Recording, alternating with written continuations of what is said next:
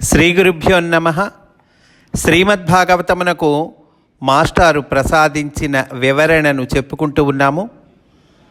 అందులో భాగంగా ఇంద్రాదులు వృత్రునితో పోరుట ఆ అంశంలోనికి మనము ప్రవేశిస్తూ ఉన్నాము. వృత్రాసురుడు లోకములను హింసపెట్టుటయే వ్రతముగా పుట్టినవాడు. కథాభాగంలోకి వెళ్తున్నామండి. విరోధము తెచ్చిపెట్టునట్టి వాక్యములనే స్థిరముగా ప్రయోగింపగలవాడు.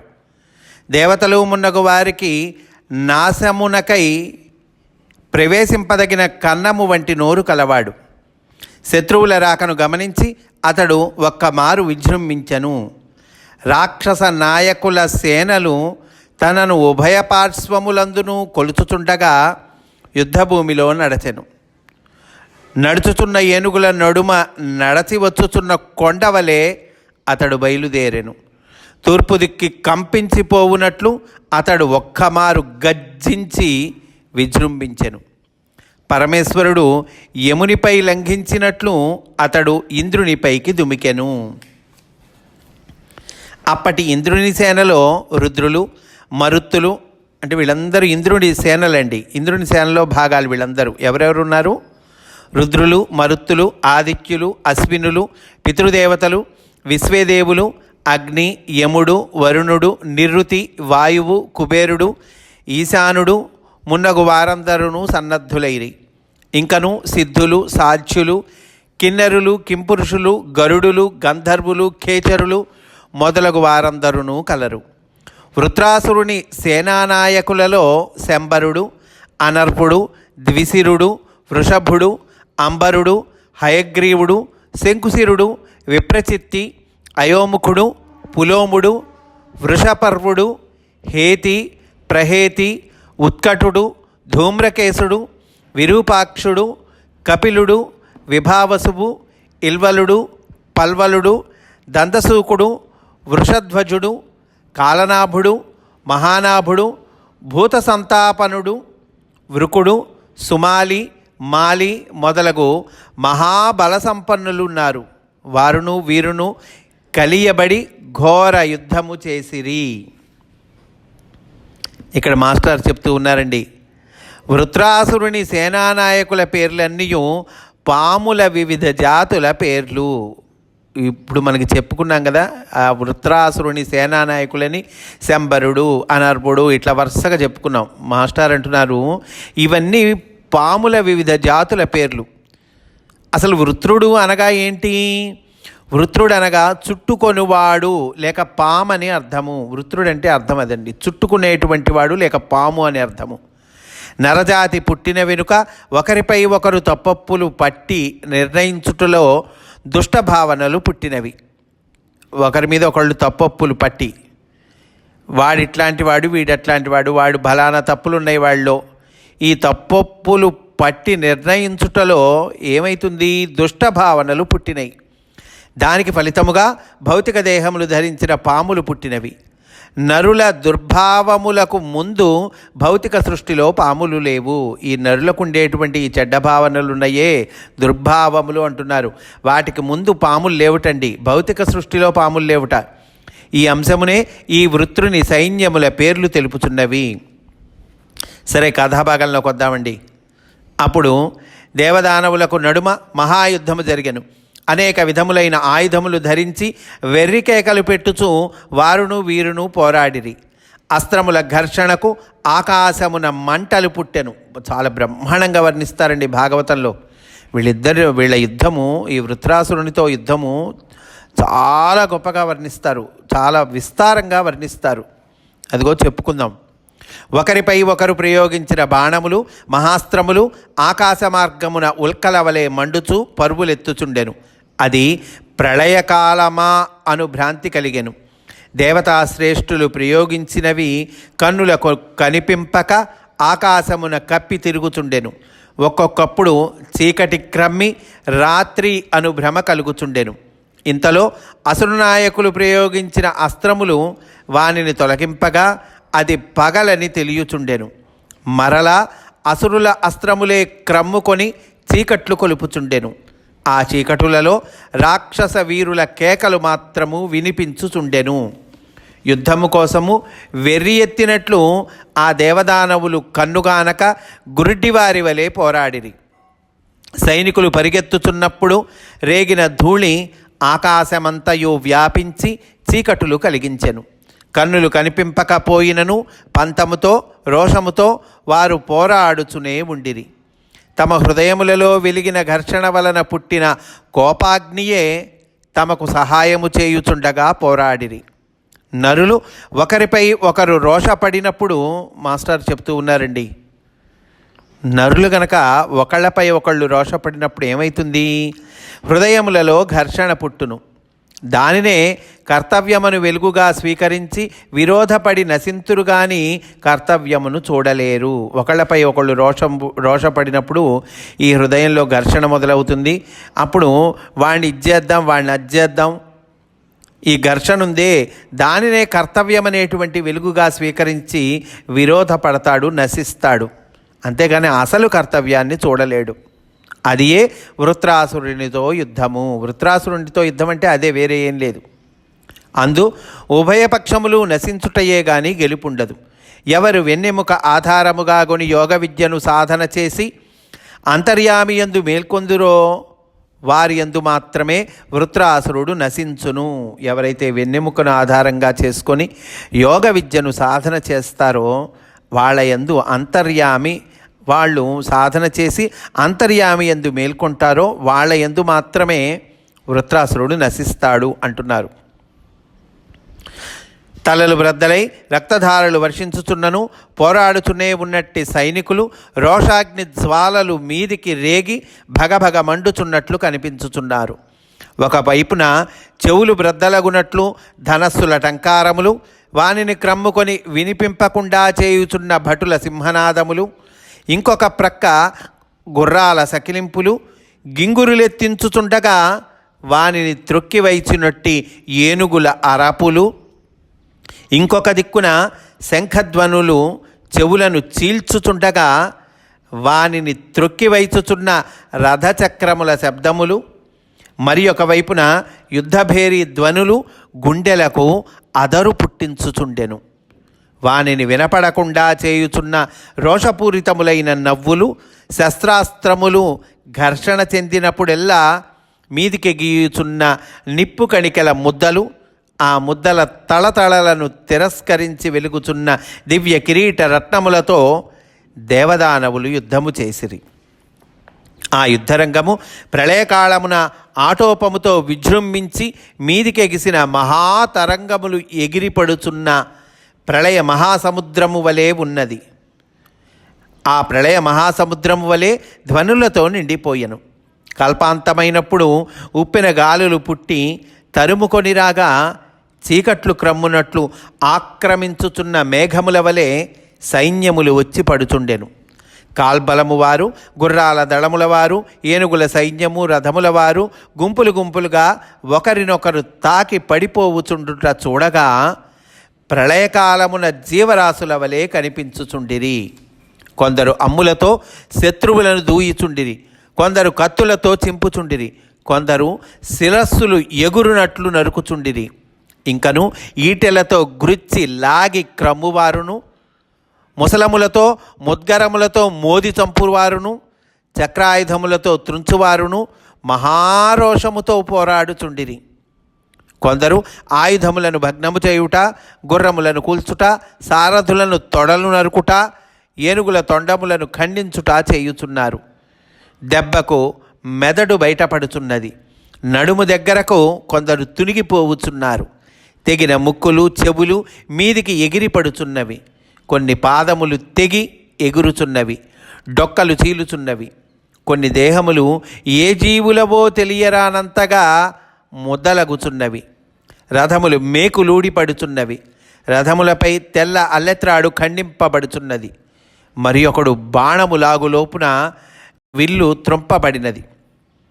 అల్పకాలములో యుద్ధభూమి యందు రక్తము, మాంసము, క్రొవ్వు మెదిపినట్లు నేల మెత్తబడి చదునయ్యను. చూడండి ఎంత ఘోరమైన యుద్ధము. దేవదానవుల సైన్యములకు బలము సమానముగా ఉండెను. రోషము శౌర్యము సమానము, అస్త్రశస్త్రముల నైపుణ్యము సమానమే. కనుక జయము కూడా సమానమై అందరూ నశించుచుండిరి. ఏమైందండి? అందరు నశిస్తూ ఉన్నారు. ఇక్కడ మాస్టర్ చెప్తూ ఉన్నారండి, చాలా ఇంపార్టెంట్ అద్భుతమైన పాయింట్ అండి. మనము నిత్య జీవితంలో ఈ పాయింట్ని అర్థం చేసుకొని మనము స్వీకరించి ఆచరణలో పెట్టాల్సిన పాయింట్ అండి.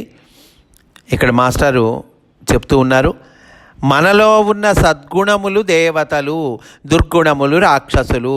ఏమీ లేదండి, రాక్షసులు దేవతలు అంటే ఎక్కడో ఉన్నారనుకుంటే పొరపాటు. మనలోనే ఉన్నారు, ఇద్దరు మనలోనే ఉన్నారు. ఎవరు? దేవతలు మనలోనే ఉన్నారు, రాక్షసులే మనలోనే ఉన్నారు. ఏమిటండి అంటే కనుక మనలో ఉన్న మంచి గుణములు వాళ్ళే దేవతలు, మనలో ఉన్న చెడ్డ గుణములు వాళ్ళే రాక్షసులు. సహజముగా సద్గుణములు జయించి దుర్గుణములు నశింపవలెను.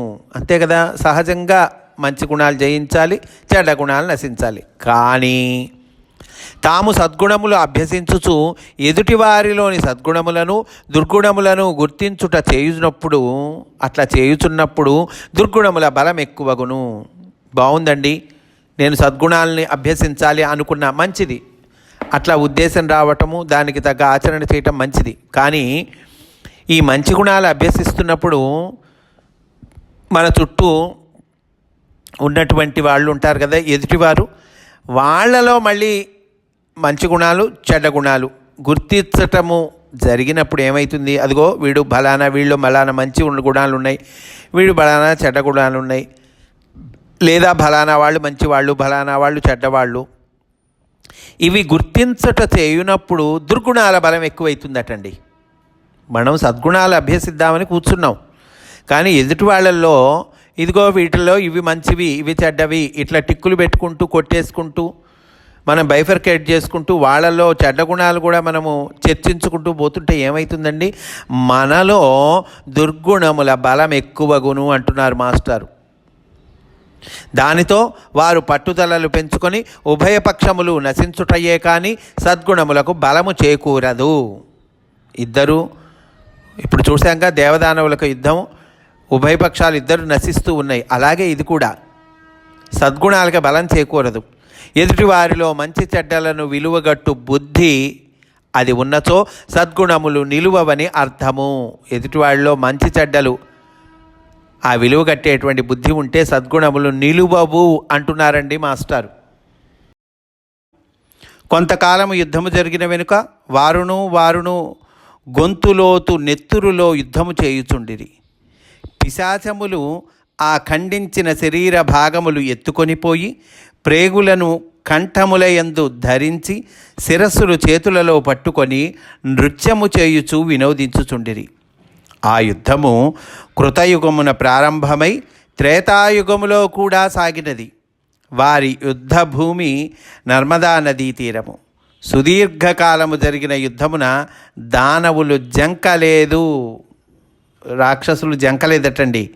అంటే ఇక్కడ మాస్టర్ అంటూ ఉన్నారు, అంటే మనం ఆల్రెడీ చెప్పుకున్నామండి, రాక్షసులు అంటే ఎవరో కాదు మనలో చెడ్డ గుణాలు, దేవతలంటే ఎవరో కాదు మనలో ఉన్నటువంటి మంచి గుణాలు. ఇక్కడ యుద్ధమున దానవులు జంకలేదు అంటే ఎదుటివారిలో తప్పులను పట్టుట అను రాక్షస గుణము విషయమున నరులకు యుగయుగములు గడిచినను విసుగు పుట్టుట లేదని చమత్కారము. ఎన్నాళ్ళు పోయినా నరులకి విసుగు పుట్టట్లేదండి. ఏ విషయంలో? ఎదుటివారిలో తప్పప్పులను పట్టుట, అదండి ఇది రాక్షస గుణం. ఆ విషయంలో యుగయుగాలు గడిచినా కూడా విసుగు పుట్టట్లేట, రాక్షసులు జంకట్లేదంటే అర్థం అది. చమత్కారంగా ఇక్కడ చెప్పారు. వృత్రాసురుడు ప్రోత్సహించి ధైర్యము చెప్పుచుండగా రాక్షసులు ఇంకను విజృంభించి పెద్ద పెద్ద చెట్లను కొండరాళ్లను ఎత్తుకొని పోయి దేవతలపై వర్షింపచేసిరి. దేవతలు జాగరూకతతో బాణములు ప్రయోగించి ఆ చెట్లను తొలగించుచుండిరి, ఆ రాళ్లను చూర్ణము చేయుచుండిరి. ఇట్లు చిరకాలము జరుగగా రాక్షసులకు విసుగు పుట్టెను. దుష్టులు పలుకుతున్న దుర్భాషలు మంచివారి చెవులలో పడవు. అట్లే రాక్షసులు ప్రయోగించిన చెట్లు రాళ్ళును దేవతలను బాధింపలేదు. అంటే ఇక్కడ మాస్టర్ అంటున్నారు, చెడ్డవాడు పలుకునట్టి పలుకులను లక్ష్య పెట్టినచో, చెడ్డవాడు ఏదో మాట్లాడతాడు, రకరకాల దుర్భాషలు చేస్తాడు, తిడతాడు మనల్ని. లక్ష్య పెడితే తాను మంచివాడననుకున్నవాడు కూడా చెడ్డవాడగును. నేను మంచివాడిని అని అనుకున్నవాడు కూడా చెడ్డవాడవుతాడు. ఎప్పుడు? అదిగో ఆ చెడ్డవాడి మాటల్ని లక్ష్య పెట్టితే. ఆ చెడ్డ పలుకులతో తనకు సంబంధము లేనివాడు ప్రభావితుడు కాకుండును. వాడేదో మాట్లాడతాడయ్యా, వాడేదో పిచ్చోడు, చెడ్డవాడు, నాకు సంబంధం లేదు దాంతో అని అనుకున్నవాడు ప్రభావితుడు కాకుండా ఉంటాడట. ఈ యుద్ధఘట్టమున రాక్షసులు ఉత్సాహవంతులై ఉన్నంత వరకును వారి అస్త్రములు దేవతలకు తగిలినవి. వాళ్ళు ఉత్సాహవంతులై ఉన్నంత వరకు కూడా దేవతలకు తగిలినాయి. రాక్షసులకు విసుగు చెందిన వెనుక తగులలేదు. అనగా నరులలోని రాక్షస గుణములను నరులు గుర్తించు ఉత్సాహమున్నంత వరకును దెబ్బలు తగులుచుండును. ఈ నరులు గుర్తించే ఉత్సాహం ఉన్నంత వరకు కూడా, అంటే ఈ చెడ్డవాళ్లలో ఉన్నటువంటి రాక్షస గుణాల్ని గుర్తించేటువంటి ఉత్సాహం ఉన్నంత వరకు కూడా దెబ్బలు తగులుతూ ఉంటాయి. ఈ గుర్తింపు మానినప్పటి నుండి తగులవని చమత్కారము. ఈ గుర్తింపు మానాలి, అప్పటి నుంచి తగలవు. అప్పటి నుండి దేవతల అస్త్రములకు దానవులు గురి అయ్యి. అంటే సద్గుణములకు మాత్రమే దుర్గుణములకు జంకును కానీ దుర్గుణములను గమనించి ఎదిరించు బుద్ధి ఉన్నచో జంకవని అర్థము. మంచి గుణాలు ఇవి డెవలప్ చేసుకోవాలండి. అవే వాటికి భయపడే దుర్గుణాలు జంకుతాయి. కానీ అంటే ఈ మంచి గుణాలకి జంకుతాయి, కానీ మనం ఎదిరిద్దాం, తొక్కి పెడదాము, ఈ దుర్గుణాలని అదింపెడదాం అంటే జంకవు. రాక్షసులకు పౌరుషము పంతము తగ్గెను, సిగ్గు విడిచి అభిమానము విడిచి పారిపోయిరి. కథలోకి వచ్చామండి. రాక్షసులు పారిపోయారట. అంటే ఏంటి అర్థం? మాస్టర్ చెప్తూ ఉన్నారు, ఎదుటివాడు తన్ను గౌరవించనా లేదా అను సందర్భములలో సిగ్గు అభిమానము కలవారిని రోషము పట్టుదల మున్నగు రాక్షస గుణములు బాధించును. గౌరవమనగా ఒకరు గౌరవించుట కాదనియు మనము గౌరవముగా ప్రవర్తించుట అనియు తెలిసినప్పటి నుండి సిగ్గు అభిమానము ఉండవు. రాక్షస గుణములు మాయమగును అంటున్నారండి. అప్పుడు రాక్షస గుణములు మాయమవుతాయి. గౌరవం అంటే ఏంటి? ఒకళ్ళు గౌరవించడం కాదు, ఒకళ్ళు మనల్ని గౌరవించడం కాదు. మనం గౌరవంగా ఉండాలి, మనం గౌరవంగా ప్రవర్తించాలి. అది తెలిసినప్పటి నుంచి ఇదిగో ఈ సిగ్గు అభిమానం లాంటివి ఉండవయ్యా, అప్పుడు ఆ రాక్షస గుణాలు, ఆ చెడ్డ గుణాలు మాయమైతాయి అంటున్నారు. కొండలు పరిగెత్తుచున్నట్లు రాక్షసులు ఒకరికొకరు కొట్టుకొనుచూ పారిపోయిరి. కథలోకి వచ్చామండి మళ్ళీ. దేవతలు అస్త్రములను విశేషముగా ప్రయోగించుచు విజయధ్వనులు చేసిరి. ఇక వృత్రుడు ఇప్పుడు తన సేనల్ని ప్రోత్సహిస్తూ ఉన్నాడండి. ఎందుకు? రాక్షసులు పారిపోతున్నారుగా, అందువల్ల ఈ వృత్రుడు అంటే వృత్రాసురుడు తన సేనల్ని ప్రోత్సహిస్తూ ఉన్నాడు. వృత్రాసురుడు పరిస్థితిని గమనించెను. పారిపోతున్న దండనాయకులను చూసి పకపక నవ్వి ఇట్లనెను, మీరు సూర్యులు కాదా? ఈ పిరికితనమేమి? ఈ చిన్నబోవుట ఏమి? ఇంతకును మీరు భయపడున్నది చావునకే కదా. జబ్బు చేసి చచ్చినచో నష్టము, కానీ యుద్ధములో చచ్చినచో లాభమే కదా. ఈ చావు వలన మహాకీర్తి స్వర్గభోగములు లభించును. ఒక్క చావుతో ఇన్నిటిని కొలగలిగిన వారు సూరులు. ఇట్టి చావు కావాలనన్నచో వారికి వచ్చునా? అది కాక యుద్ధధర్మమున జయించుటయో చనిపోవుటయో కానీ పారిపోవుట లేదు కదా. యుద్ధంలో ఏంటి? జయించాలి లేదా చచ్చిపోవాలి, అంతేగాని పారిపోవటం ఏమిటయ్యా? మీరు వృత్రాసురుని భటులని మరిచిపోయిదిరా. జయించటయే కానీ ఇంకొకటి ఎరుగడు ఈ వృత్రుడు. అంటే ఇక్కడ మాస్టర్ చెప్తూ ఉన్నారు, శమదమాది గుణములు అభ్యసించువారు కూడా సిగ్గు అభిమానము పౌరుషము అనువాని విషయమున ఓటమి అంగీకరింపరు. అయ్యవాళ్ళు శమదమాది గుణములు అభ్యసించారు అన్నటువంటి వాళ్ళు కూడా అటండి, వాళ్ళు కూడా ఈ విషయంలో ఓటమిని అంగీకరింపట. ఏ విషయంలో? సిగ్గు అభిమానము పౌరుషము. రాగద్వేషములు తొలగవలెనని కోరినవారు కూడా పట్టుదలలు వచ్చినప్పుడు గాజులు తొలగించుకొనుటకు అంగీకరింపరు. అది ఏ వృత్రాసురుని ప్రోత్సాహమున రాక్షస గుణములకు మరలా ధైర్యము కలుగుట. అదండి ఈ రాక్షసులకు మళ్ళా ధైర్యం కలిగింది. పుట్టిన జీవికి ఎట్లునూ చావు నిశ్చయమే. చావదగిన విధమున చచ్చుట శ్రేయస్సే కానీ అక్రమముగా చచ్చుట శ్రేయస్సు కాదు. చావదగిన చావు రెండే విధములు. ఒకటి యుద్ధములు చచ్చుట, రెండవది యోగాభ్యాసములు చచ్చుట. అనగా అహంకారము చచ్చి జీవుడు ఈశ్వరుడగుట, మిగిలినవి చెడ్డ చావులు. వృత్రాసురుడు ఆ రాక్షసులతో అంటూ ఉన్నాడండి. వృత్రాసురుడు ఈ పలుకులు పలుకకముందు రాక్షసులందరూ అడవిలోని కారుచిచ్చునకు మండిపోవు వృక్షముల వలె జంకిపోయిరి, వెన్ను చూపి పారిపోవుచుండిరి. అట్లు జరుగుట వాసుదేవుని తేజస్సు ప్రసరించుట వలననే అని ఎవ్వరునూ గ్రహింపలేదు.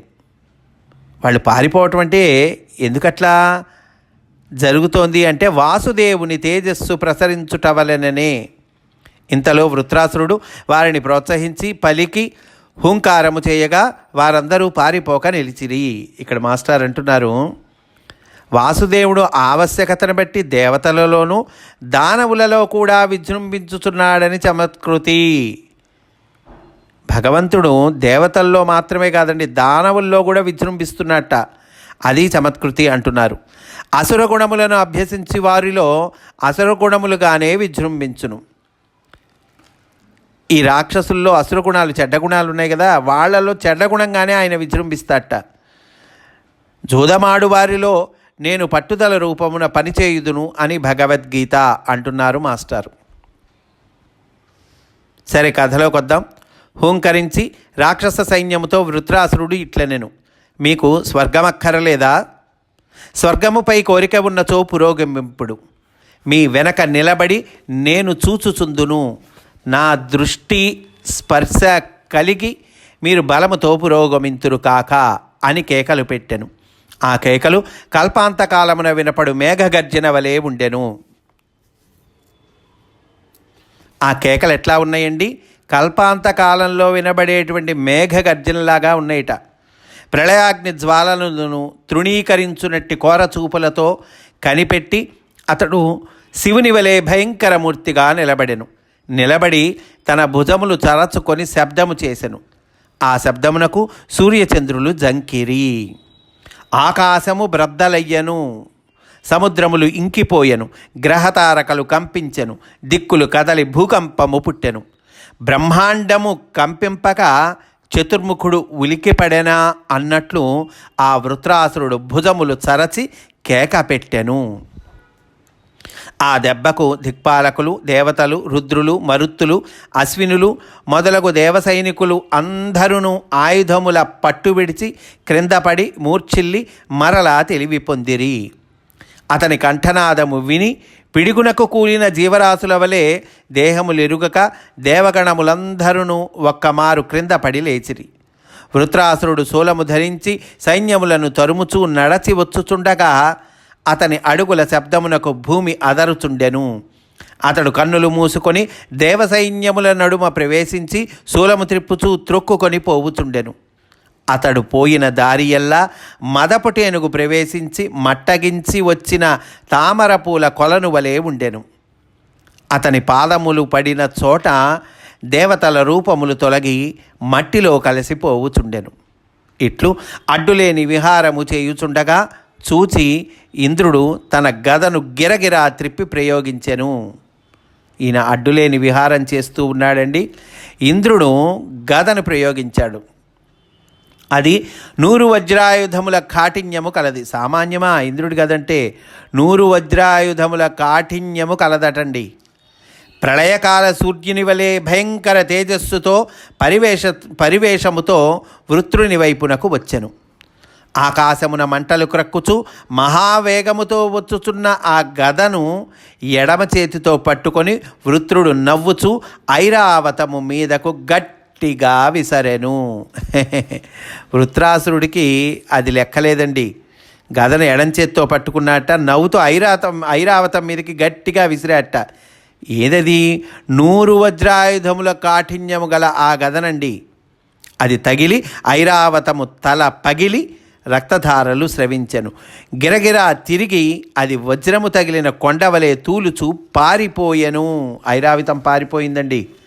ఇంద్రుడు అంకుశముతో ఎంత తోలినను ఐరావతము ముందుకు పోలేదు. అప్పుడు అమృతము పానము చేయునట్టి తన చేతితో దాని తల నిమిరి సేద తీర్చెను. ఆ ఐరావతానికి సేద తీర్చాడండి ఇంద్రుడు. ఈరోజు ఇక్కడితో పూర్తి చేసుకుందాము. ఆ రేపటి రోజున వృత్రుడు ఇంద్రునకు ధర్మము ఉపదేశించుట. ఇదే విచిత్రం అండి. ఈ వృత్రాసురుడు ఇంద్రుడికి ధర్మాన్ని ఉపదేశిస్తాడు. ఏమిటి ఎట్లా అనేటువంటిది రేపటి రోజున చెప్పుకుందాము అని సవినయంగా మనవి చేసుకుంటూ స్వస్తి. వాసుదేవ.